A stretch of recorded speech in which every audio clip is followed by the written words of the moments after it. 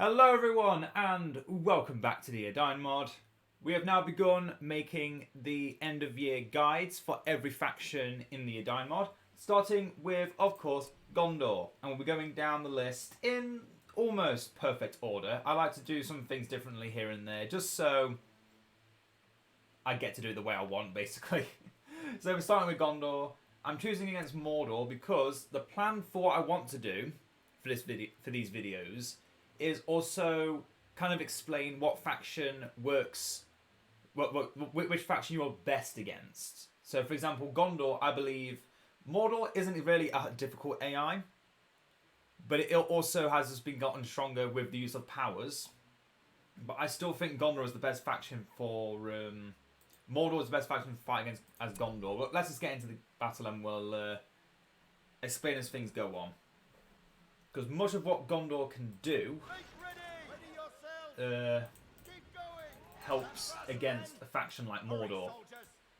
And I chose the Easterphilian map because you get a nice early access to settlement buildings. So we can go for a early tier hero. We're going to go Gondor Architecture. So we can then get Lone Tower. That's what I normally go for. You can go for the other side and go the barrage way, but I don't always prefer to go that way. And we see the Goblin Lair down there. There shouldn't be a Goblin Lair over here. I'm going to get a Ranger Tent, and then over there I'm going to get a Signal Fire. Because even though the Denethor strategy is easier now that he's cheaper, if anyone has watched my videos long enough knows that there's two major strategies I like to use, where I start with either Denethor or Beregond. Mostly because of a glitch that exists with the Signal Fire, which has not been patched out, which is good to know. Because we'll be getting Beregond soon. 1300, very cheap hero. And all you need to do is get him 2 levels and then he becomes a very valuable asset to your team. Now I'm letting those Mordor Orcs walk in because I want try and get Beregond to take the experience for killing them. So I'll get him closer to level 3 and that means I can start spamming out more Fiefdom troops. So I'm going to have the one unit that's slightly more healthy going in attack. And we're going to get Beregond in because Orcs do 0 damage, okay? The Eye of Sauron, you might think it's giving them a buff. It doesn't. All it does is remove buffs of enemies. It doesn't give the Orcs any actual buff. That's a big change that happens in BFME 1. And BFME 2 actually. But we've now got 3 Ranger Tents, a Signal Fire, a Townhouse and a Barracks. You don't always want to try and get like this many settlements early on. As long as you get 1 settlement that's a Signal Fire, that's all you need. But try and make sure it's one that you can easily protect. If it's too far away from your base, then I would recommend going for Denethor instead. But most maps have an early location with a settlement right next to the base. So this strategy can be used on nearly every map. There's very few places you can't use it. Now we're going to get... What I do with every faction as well is get at least 1 pike unit to deal with Warg Lairs, which there's one over there. There should be a Goblin Lair down here so I can take that settlement. I always get this all mixed up on Easterphilian. But it's fine. Get another Townhouse. I used to go focusing on blacksmiths, but they don't give any immediate value. All they give you is a discount on your upgrades. You need at least 1 to buy your upgrades, which I will be going for in the future, if this game goes on that long. But I found with most Gondor matches, you don't want to be spending a lot of time prepping for things that might not happen. You want to be prepping for what will happen. So another Townhouse will take us over the limit for settlements, but I'm about to get even more of them, so it doesn't really matter that much. Okay, Beregond's now level 2. I'm sending those pikemen in just to see if I can do this. I'm doing a little bit of limit testing at the same time as the guide, and just seeing how much wargs are capable of. Seems like they're still pretty weak. Good to know. Okay, let's not deal with the wargs over here yet. But if we do, make sure Beregond's at the forefront of it.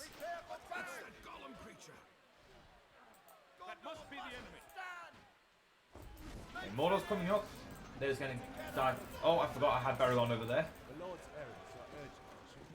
They can have a range of tents since the tents can defend themselves. Okay, the walls are coming up. Low health. Make sure Beregond gets that last hit. Value for the experience. Okay, we destroyed the warg layer. We might not kill the wargs. If that's the case, then at least we'll get the money from this.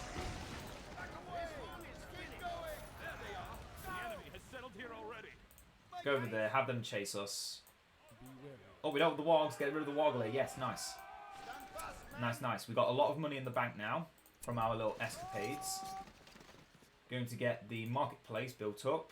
And how many pips do we have? We have 3. I'm going to use 2 of them to get some Lebanon units. No, not Lebanon units, whatever they're called. Ringlow Vale units.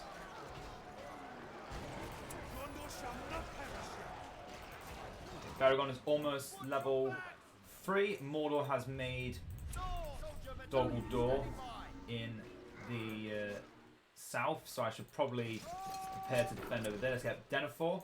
Even though I didn't go Denethor to begin with in this battle, it is still important to get Denethor, because if by some unfortunate stroke of luck we lose this building, we're going to need to fall back on our barracks in our base. So what we need to do now is get the lone tower.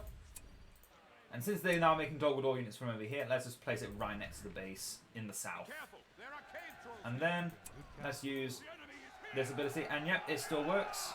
When you use the ability hold ground on a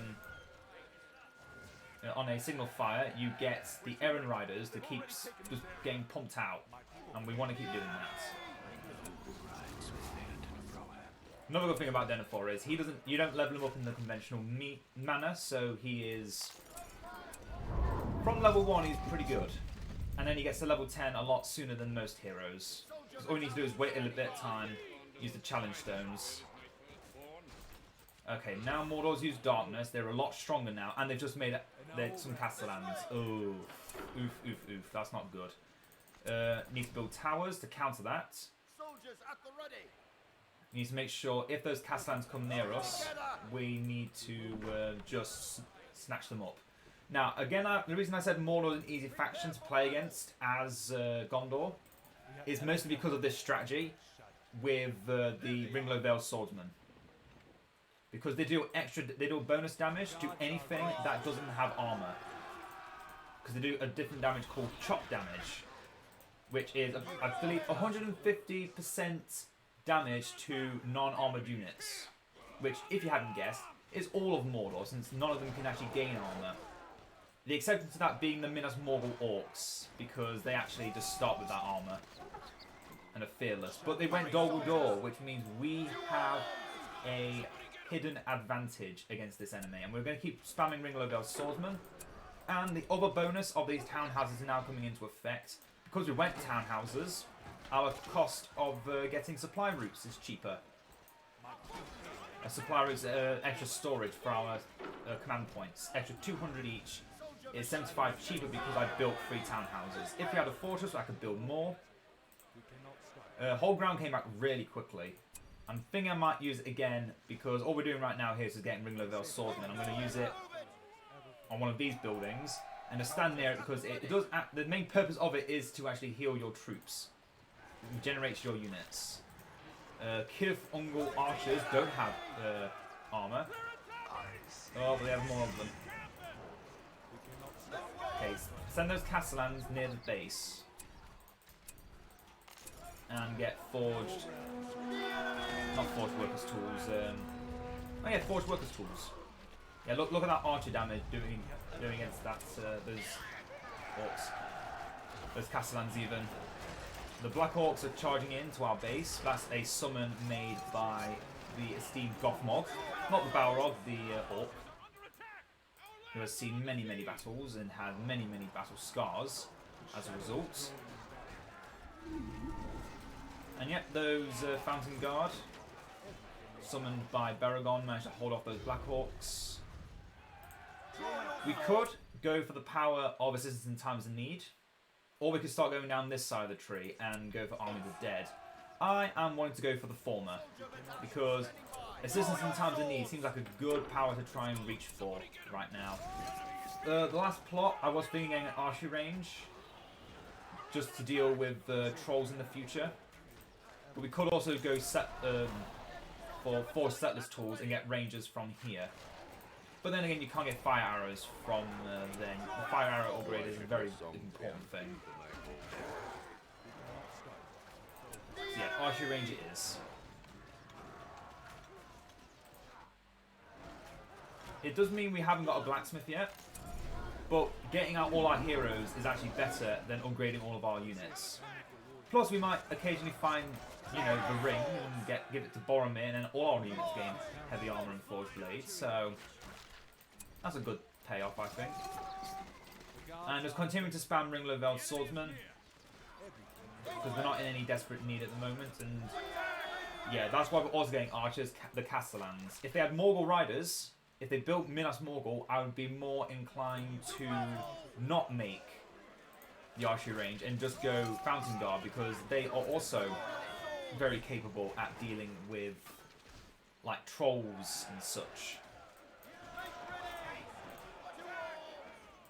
But no, we'll be fine using Ring Level Swordsman and some rangers with fire arrows. Might also get Faramir, but he is not on the top of my priority list at the moment. Because currently Mordor has more of the map than I would like, and I'm going to take this outpost. Oh, no I'm not. They're building Minas Morgul there, but I'm going to take it from them. Fortunately, Denethor's not level 7 yet. If he was, I'd have a better time with this. Oh no, that's a troll, and I'm not near any towers. Back to the ranger tent. All of you to the ranger tent.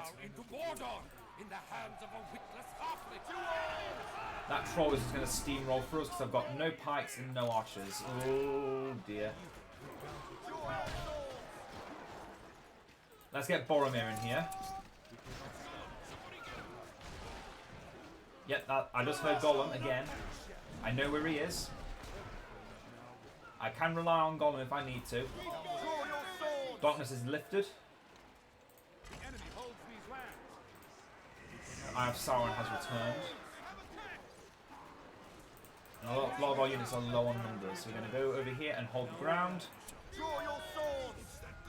Keep getting more troops. Again, another reason why we're doing this is because these units here are technically free. We're not paying any money for them. We currently pay 0 for all those units, other than the 900 we had, but the 400 we had to spend to get the signal fire. I'm actually going to throw out the aid from all the frontiers, using all of our errand riders, which means next time we have whole ground, I'm going to be using it on there.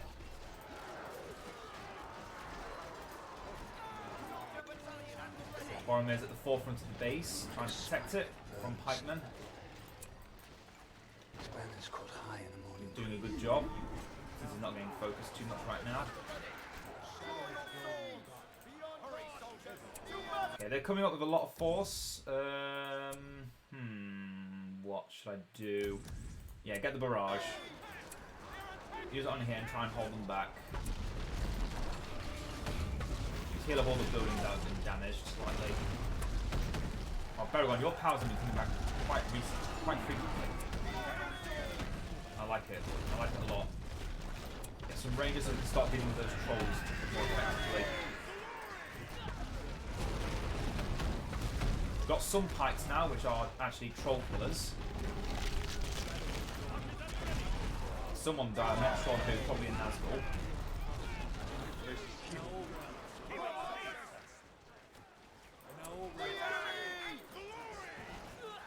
Errand Rider's back. Use whole ground on there so we can start getting more troops. Oh, it didn't work. Did I use it? No, I didn't. There we go. Now it's working. Oh, I was worried a bit there. Not gonna lie, I was a bit worried. Okay, let's fall back into the base. I have a strategy, but it must be used in the base. Make sure unexpected salvo is being used whenever you can. And they've now got Morgul Riders. Okay, now we need to actually go Fountain Guard as well. We do need to actually get decent pikemen.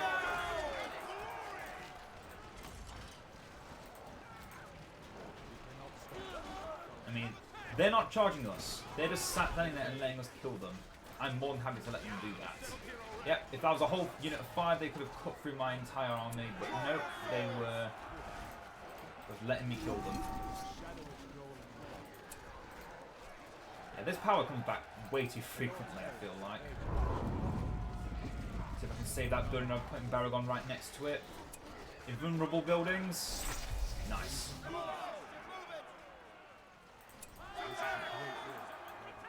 Okay, this might look bad. I can understand if some people think we might be in trouble. Believe me, we are far from being in trouble yet. We're actually building up our strength quite well. And if I was to push for the ring right now, we could just push them all back. Like it was nothing. Bam. Resisting the urge to just throw everything in and win. Just so I can show off everything that Gondor has to offer. And also because I can't right now. I've gone a very defensive start, and I've got to keep playing that defensive role if I want to survive. Give a nice Horn of Gondor, although these orcs are fearless, and the Eye of Sauron will actually complement that as well. Oh, down goes a Nazgul. There's some more Aphelion Rangers. We've given the fire arrows to our Rangers. Rebuild on the building. Beregond fall back. Horn of Gondor. There's the Palantir. Make sure I'm using that constantly. It says it's in times of need. Because I am in need. Oh wait, this is new. Okay, I'm sorry. This is new. Fiefdoms have come to defend the city. Select a signal fire and now summon reinforcements are already equipped with heavy armor, forged blades, and fire arrows. I'm sorry. Okay, this is something completely new that came in with a recent patch, because before it was every time you use the fiefdoms, you just get more of them. It's now actually a really good power that I would probably go for all the time now. Assistance in times of need, because it's giving you these troops that we're making already have forged blades and heavy armor. Gonna focus on getting pikes and archers.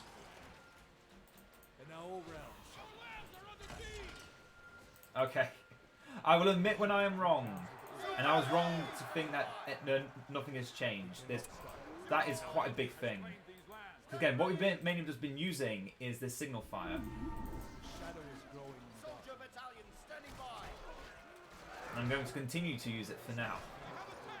Okay, that's already one change that I was not anticipating. Let's now get Strider. So if I actually read the tooltip, I wouldn't have had to have upgraded either of these buildings, build fire arrows, or get rangers. Because let's be fair, these archers, even though they're not the best, any archers with fire arrows will do. I only went rangers because they were the only unit I thought I would be worth getting. But if I can get this without fire arrows, I'm going to get rid of this archery range. Sorry, Faramir, you're not joining in.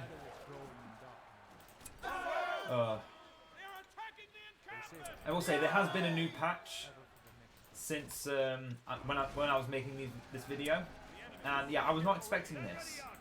This strategy is now a must-have because it's just so much stronger than it used to be. With just that extra little added thing saying, "Oh yeah, you now can do this too." Get the iron ore. Actually, why am I getting iron ore? Okay, yeah, I'll get iron ore. I had to consider if it was still worth getting non-fiefdom troops. I mean, I've already got the barracks built up for Fountain Guard, and Fountain Guard are pretty important. So like we're fighting back with strength now.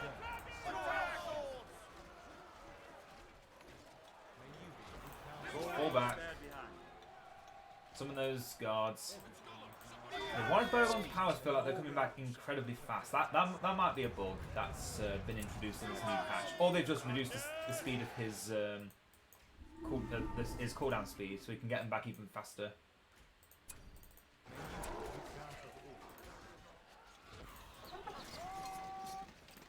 I get some Vanguard. They're too good not to get.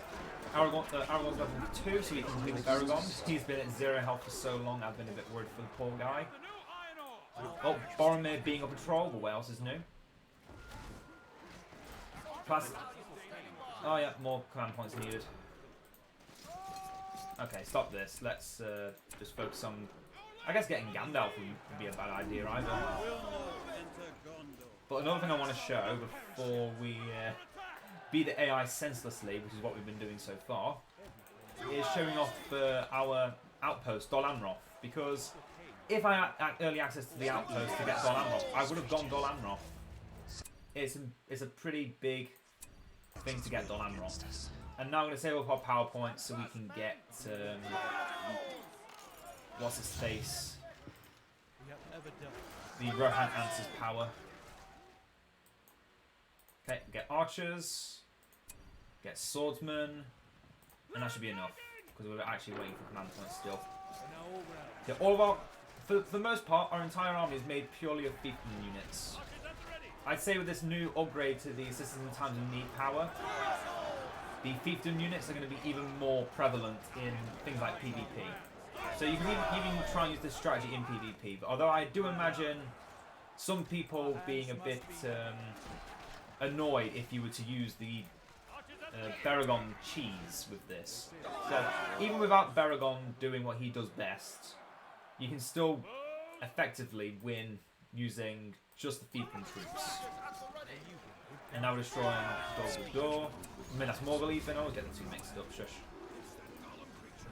Then going to boost the attack of all of our units.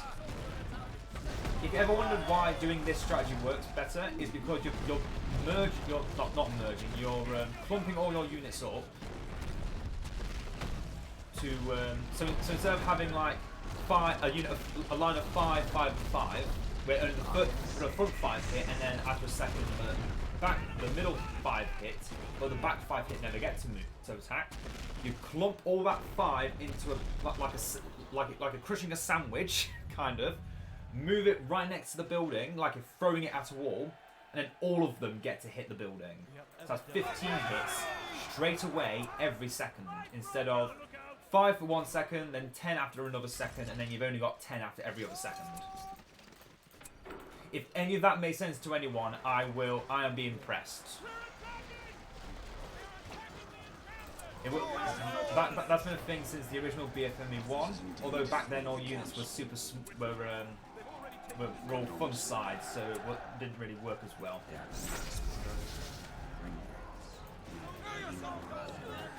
Okay, we've got a lot of money in the bank. That is thanks to investing in our tools, and all of our buildings have remained alive. The only building we've lost was this lone tower for a second. Well, this base tower and a lone tower. That's all we've lost. Sorry, Gotham Mob, but no. Oh no, there's a troll coming up there. He might destroy that tower now. But I'm going to destroy their base, so who's really winning here? Using darkness though. Ooh. Okay, get rid of that one archer and his friend. 8 power points. We're charging in. Keep going. Use tax abatement on this building that I thought they were attacking. They're not. They're just killing the guys there. That's fine, I guess. From the ashes of fire shall be. Okay, we'll just use rallying cry. I'm going to put everyone in an aggressive stance. I'm going to go straight for the base, straight into the center. Destroy the citadel, so we can't rebuild anything.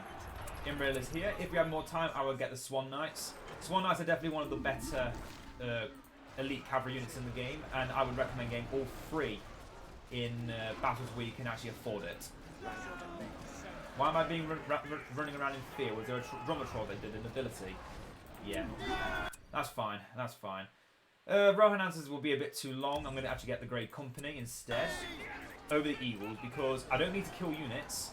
I want to make sure my units are remaining healed. And that's what Halbrand does. He heals our units passively. Never units will be replaced. Well, near the banner Arwen Undolmiel. Also, Beregond is regenerating, and he's made more troops. Boromir is going to get his shield out. I'm not sure what form Denethor is in right now, but I used it. Gothmog destroyed a tower, and then I killed Gothmog. Gonna get my upgrades just because I have the money for them. And yeah, if this game was going any longer, I would probably have gone straight. Well, if I was going against a more elite faction that had elite units, I would have gone I would have used the Fountain Guard and the Ethereum Ranger strategy. But this is just way strong. Assistance in times of need, making all your units that come from that building permanently upgraded, is pretty good. Yeah, look at that. They're coming out with forward blades and heavy armor. That is pretty strong, if I must say so myself. And I do. It's really, really strong.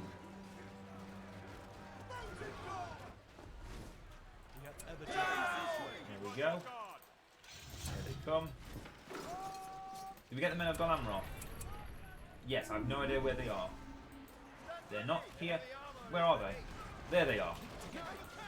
Their abilities are kind of meh, but you don't use them for their abilities. Use them for their amazing charge. Watch this. Watch this poor unit of orcs. It's got trampled. And we managed to push through, and we're getting passive healing. That's not from being near Halbrand because he's already gone. That was just from the fact that the men of Dol Amroth are that good. That they just passively heal and regenerate their numbers. While even out of combat for just a second. Oh, pardon me. So yeah, as I said, if this game was going any longer, I probably would have gone full Fountain Guard for the Ethereum Ranger. If I had the ring, I wouldn't have to build the blacksmith, but the blacksmith is still good to have when you do it. Oh yeah, another good thing about Imrahil, all these units are fiefdoms. They now have an extra 15% attack power and armor. They now instead have 30 attack power increase. So I just realised we can kill them right now with fat stacks of damage. An extra 50%. An extra 50%. These units are being buffed by about 180% damage. Let's make sure we're properly swarming them. And there we go. Doing more damage than the battering ram would. But it's not over yet because they've still got a Killer Fungal barracks over there. And money to spend. Those are normally the two prerequisites. Okay, an oath fulfilled. And you know what? Let's pay for Gandalf, the Grey. Now, sadly, the Army there doesn't do any damage against buildings. But you know, it's good to have them still. Do the laughter. Oh, our army got a bit split up.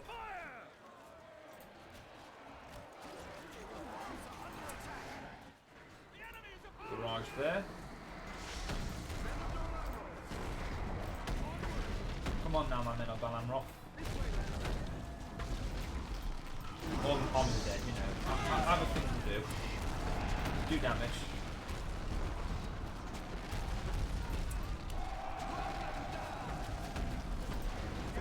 That's right.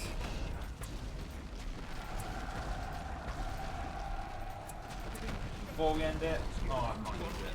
That's a shame. I was going to have got Boromir shout for Gondor, but we were on a narrow passage. And that is a victory.